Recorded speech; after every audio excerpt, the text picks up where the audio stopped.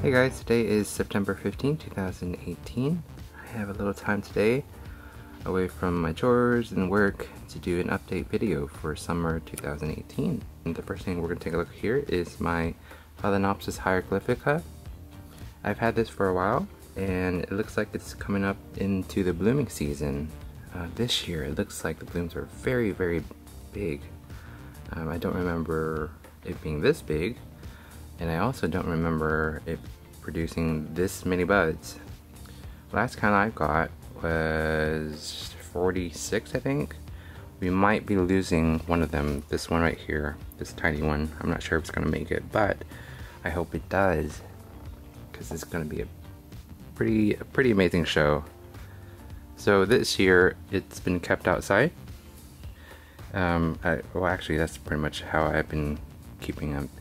But you can see the leaves are not that pretty because it's kept outside. It's subjected to, you know, all kinds of stuff. So that's why it doesn't look very pristine in the leaf area. But I do want to mention that it has a lot of keikis. That one's a basil.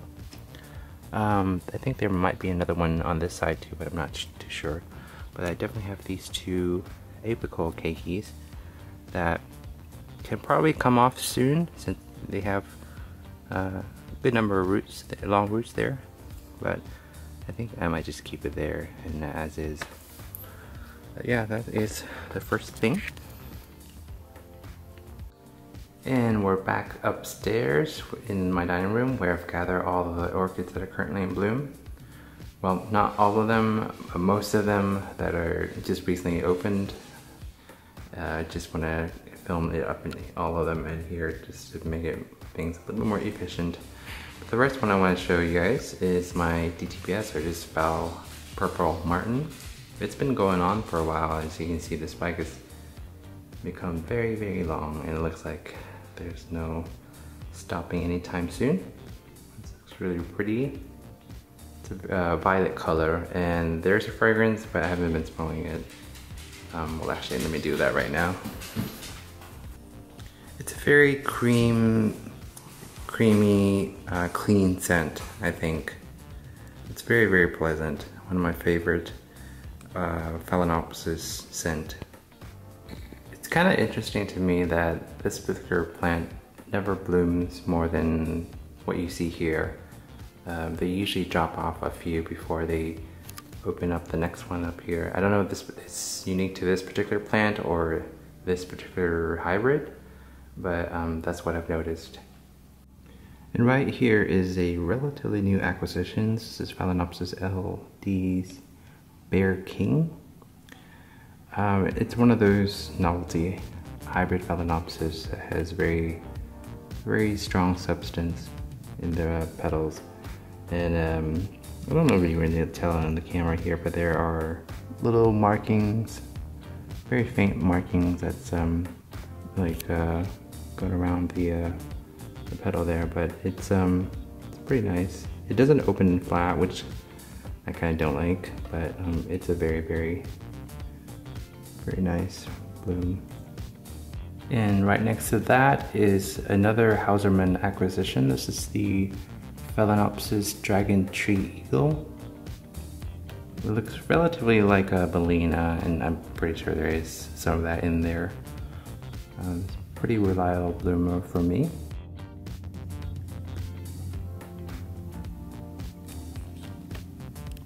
Over at the other table, we have this Tetraspis. This is the regular one with the occasional bands on the petals and sepals. But this time, I think this is the second time it bloomed this year, which is kind of strange, but I guess it's possible, obviously. But none of the blooms that bloom this time have any markings on it. I'm not sure why. It has a touch of spider mite on the leaves here, so as soon as this is done, I've actually been spraying it with alcohol and it seems to be okay. But I really need to do a repot on this one. But yeah, all the blooms are just pure white, which is not too bad too. The other thing I wanted to note is that the blooms this time is the biggest one I've seen.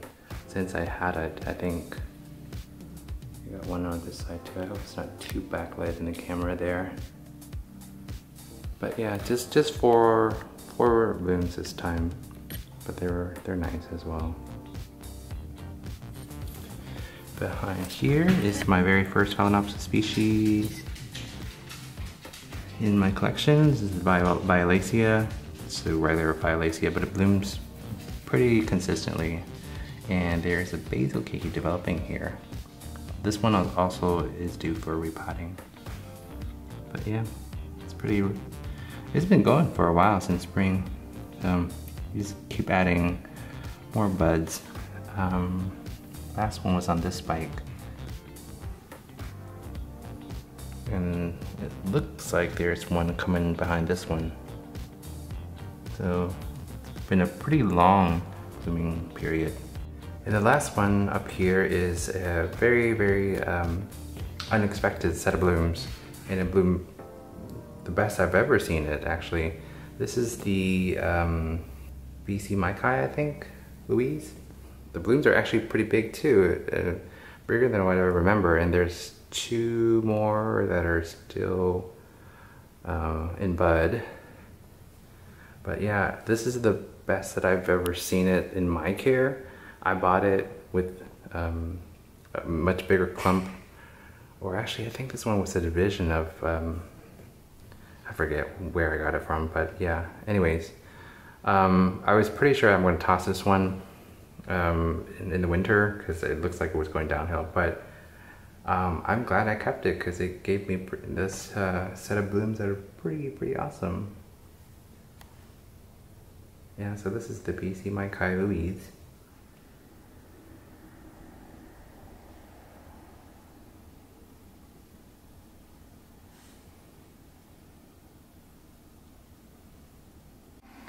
Alright, so we're currently down in the basement where most of my orchids are kept. And I just want to give some updates on various orchids down here. The first one here is the Phalaenopsis Tie-Dyed Sunshine. It's coming into bloom again. And I love these little tiny spotted blooms. They never bloom a lot. They always do this thing where only a few blooms will show up. I got a new spike over here too. It pretty much behaves like my DTPS Purple Martin, where it comes in successions, but these are very pretty. Next to that is this is the Phalaenopsis speciosa. I don't know why it's coming into bloom again, because it already had a huge flush of blooms in the spring, and it was quite a show. But yeah, I'm getting a few blooms here, nowhere else. The plant itself is doing okay. I had some leaf burns when I transitioned outside, so I cut the part that was severely damaged. I got a couple of new ones coming on through, and I think there's a fire spike coming through. So these blooms are an old spike, so I kept them.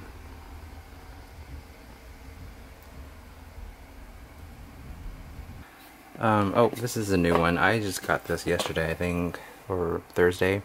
This is a Phalaenopsis deliciosa from Norman's, and these canes with blooms. I'm surprised it's still fairly intact. You can see the blooms are very small. What's most interesting is the leaves. It has a very silvery sheen to it, so it's not completely green like the normal Phalaenopsis. Let's see what else. This is my Phalaenopsis gigantea, and as you can see, the newest leaf here is growing pretty well, but it's not the biggest it has developed. I don't think I can show you guys, but I see something that resembles a spike that's coming through. So that's really nice. The cool thing is that those flower spikes, they tend to rebloom a lot. So they're a type of sequential bloomers. But I'm really looking forward to that. Here in my plant trays where I used to keep my neos over the winter is I've just placed some random stuff that doesn't fit anywhere here. This one I want to show you guys. I got this one in California. A friend of mine helped me get this one. This is a Silagene incrustada, and it's really cool because the foliage is like a chocolatey like color. It's not green, and once I had it brought over here, it had a lot of dieback, and so I think now it's okay. But as you can see, there's only like 2 leaves, or pretty much 2 leaves left, and these don't count. But yeah, I'm still trying to figure out the culture of this one. I think it might be a cooler grower, but I'm not sure. Some of the information online is kind of generic. It says it's like somewhere between hot and cool. That's a little confusing. But anyways, I'm really hoping I could keep this alive. This is the second time that I'm trying this because of the cool foliage. But yeah, I'm hoping this will become massive like my Silagene usitana. And right next to that Silagene is this Arangus. I know it doesn't look like anything, but I gotta say, probably one of my favorite orchid in my collection right now. That includes the neos.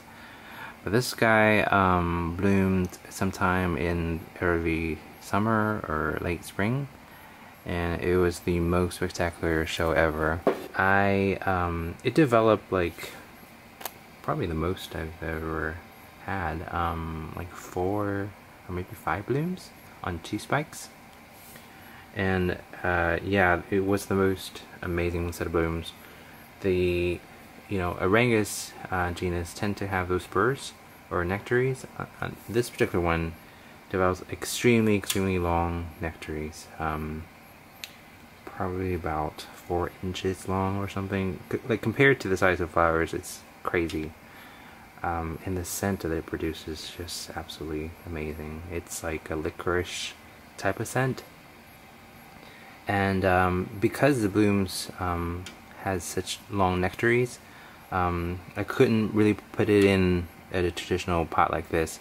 So what I did was try to mount it up in a cocodile style, like the neos, and then put it in my Tenzin Cymbidium pot, which worked out amazingly well. So I brought it into my local orchid society here, and I think it won a blue ribbon if I remember correctly. So that was pretty cool. So yeah, right now, like I said, it doesn't look that much, but when it does bloom, it's pretty amazing. And this guy is my Phalaenopsis Guadalupe Pineda. It bloomed earlier in the season as well, and here's the remnants of the spike, or the spike.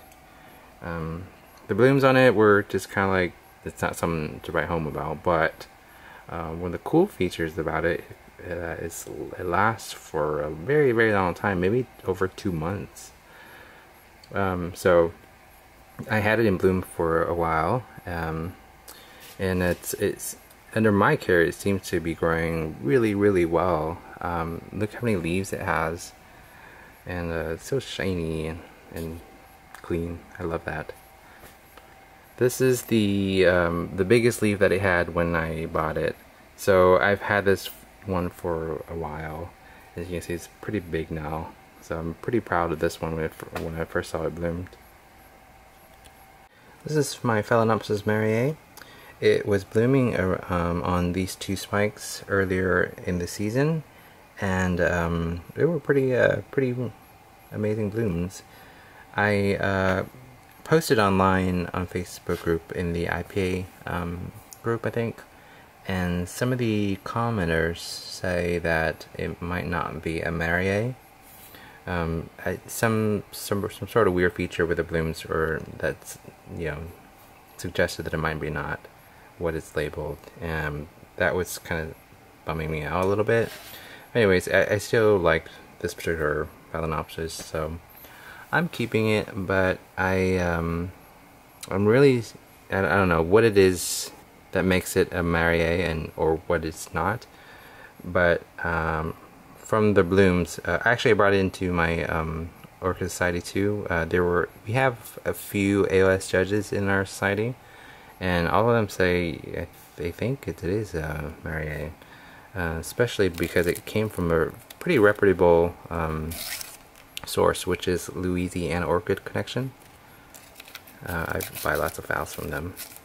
Anyways, I know there's a lot of variations in this particular species, but I really don't know. Maybe it's not, or maybe it is.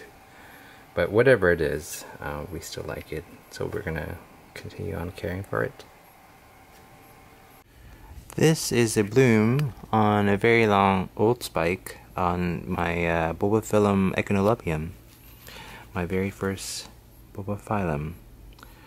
And I'll show you the whole plant here. Pretty big. It's been blooming for a while, as you can see. There's several, and this is the biggest spike that it had. It actually had two since early summer, and I gotta say, it doesn't smell too nice when it opens up. The blooms doesn't last that long, maybe 3-4 days, and then it pops out a new one. And getting back to the amazing fragrance it has, it smells like hot garbage. It's not the greatest, but the blooms actually looks pretty nice to me. I brought this one into my local Orchid Society. I think it won a blue ribbon too. But yeah, unfortunately I can't show you at this moment what it looks like, but it's really pretty. It's kind of unfortunate that it smells so bad. This little guy I have been lugging around since I was a student, already over 10 years ago, but this is one of my very first orchids. It bloomed a couple weeks ago. It was actually kind of nice. It's a no ID, and there has been suggested IDs for it, which I think it's pretty accurate. I'm pretty sure this one is a bag baby from my mom, and I've inherited it. So also really proud. I don't know why it took so long for it to bloom, but I'm glad it finally did. And I've been over the course of the years of having it, I have thought about getting rid of it many times, but thank goodness I stuck to it. And down here, sitting on the floor of my Phalaenopsis grow room, is my sad cats. They are actually infested with scales. That one in particular has a lot of it. I've been spraying them with isopropyl alcohol, and it seems to slow them down a little bit. But I think what I'll have to do is unpot them and treat them in a bleach solution bath, I think, per Ed on Ed's Orchid. He seems to say that he had good results with pretty much anything as far as infestation, but I really need to get on that. I've been so busy lately with work, so I haven't had time, but so the alcohol seems to slow them down a little bit, but it keeps coming back, so I think I need to repot them, get them in fresh media, and treat them in a bleach solution. See some there on the camera. These spots, these were their previous infestation that I wiped them off, but you can see it's pretty severe. Otherwise, I mean, they've been growing okay. You can see the new roots are still growing, new pseudobulbs are emerging. So, oh, especially that one. Look at that. Look at all those roots. That's pretty nice. Yeah, yeah, this one's really bad. It's so weird. It's been pretty close to the Phalaenopsis, but then the Phalaenopsis didn't seem to be bothered by the scale. But they do have a problem with the mealies, but that's been pretty under control right at the moment. But yeah, the poor cats. This is my BC Greenbird. It's just starting to open up its blooms. It tried to bloom earlier or late winter, but those rotted or didn't really make it. But it's finally blooming out now. It's just really cool. It's supposed to be fragrant, but I think these are not mature enough to produce the scent. But yeah. It's the first time I actually got 3 blooms too, so that's pretty cool. And next to those are my sad Cassitinae. None of them did anything. They were really bad. Some of them actually died, and this is all I have left. I'm not going to go into much detail about them, but yeah, this wasn't a really good Cassitinae year for me. I have a couple straggler blooms left on my Phalaenopsis javanica cross with hieroglyphica, and I'm filming this upside down right now because they have this habit of drooping downward. So this is the best view that I can offer. There's currently 3 spikes at the moment. These are also sequential bloomers as well. That one, you can see there's actually a tiny bud that's developing. There's one over here too. This is my Coelogene usitana. It always seems to be in bloom or in spike. So right now we got 3 spikelets going. The first one here is the oldest. Then follow that with that one in the back. And then we have this one that's still hasn't bloomed yet, but it's blooming pretty soon, I think. This plant is pretty big now, so yeah, it's really nice. I just want to include a quick update on how my grow lights turn out. These are the ones that are LED. They were purchased from a company called Fluence Bioengineering. This particular model is called a Viper. I've done really well with them. I have actually no complaints.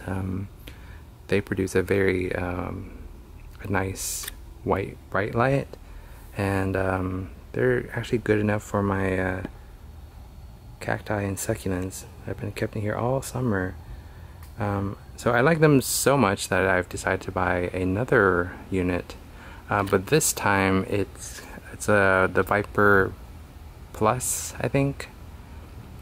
So it's much more powerful. That's actually I'm gonna use that for these guys, which we'll do an update later on them, since these require, I think, could use a little bit more light than what these guys can produce. This is perfect for orchids, and so I'm gonna use this for my orchids, and then the new one's gonna be for the cacti and succulents. Okay, so I actually got the light today, so I'm going to do a little unboxing for you guys to see how it arrives, if you happen to be purchasing this.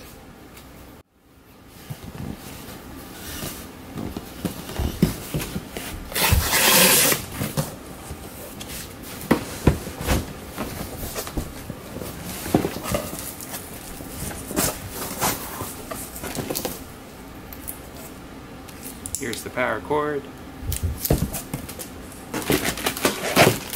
It comes with the hanging brackets and the power adapter, I think, and a dimmer cable.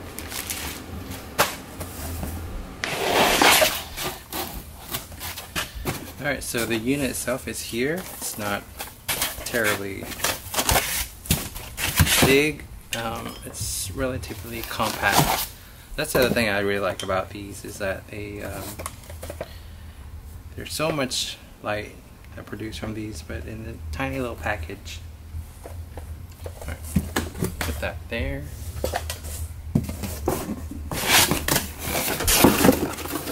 Then here's the power brick.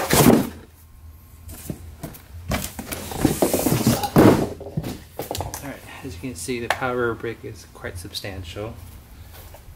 And this particular unit uses, I believe, around 550 watts. So you just hook this to this and then this to the power, to the outlet, and then you're good to go. That's pretty much it.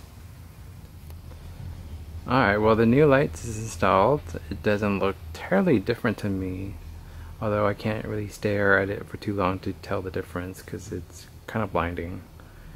But yeah, the new ones is going over the cacti and succulents at the moment to give them a little bit more light.